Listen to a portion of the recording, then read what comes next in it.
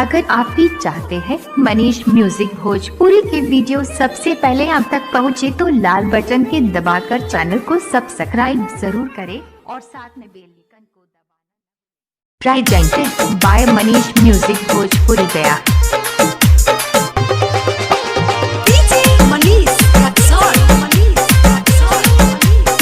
Manish music Bhojpuri Gaya studio Chowki बाजार।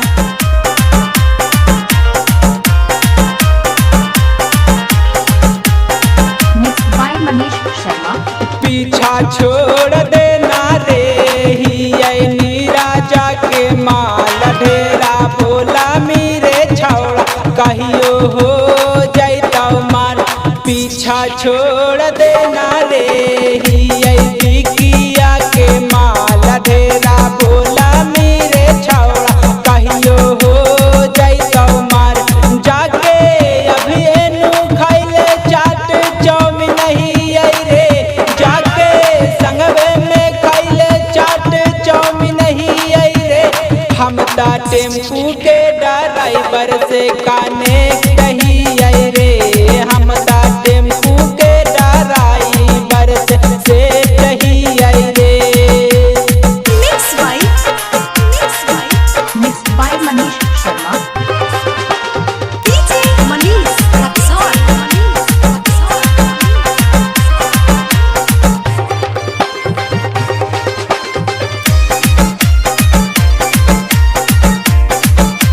Manish music Bhojpuri Gaya studio Chowki Bazar. काबो न रहले उता के कारो से डार के हाय रंगदार जहाना बदसहार के।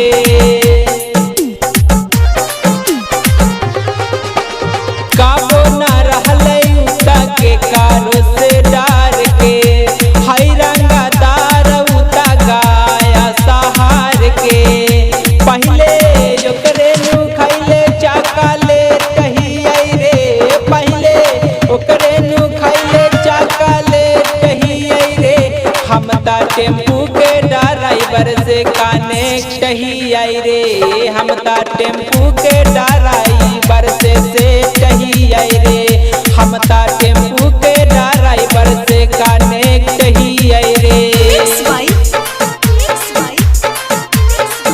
Mix by Manish Sharma.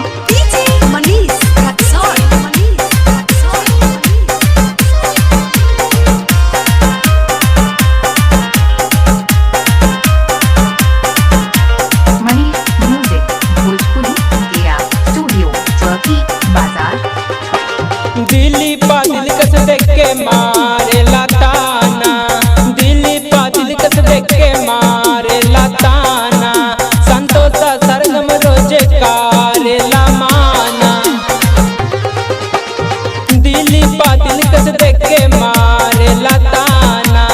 संतोष सरगम रोजे कारे लामाना। हम ता सुजितवे के माल परमानेंट ही आई रे, हम ता ओकरे नु कैले एग्रीमेंट ही आई रे। हम ता टेम्पू के ड्राइवर से कनेक्ट ही आई रे, हम ता टेम्पू के ड्राइवर से ही आई रे। हम ता टेम्पू के ड्राइवर से कनेक्ट ही आई रे। जोरे मुझौसा तोरा नहीं देबो रे।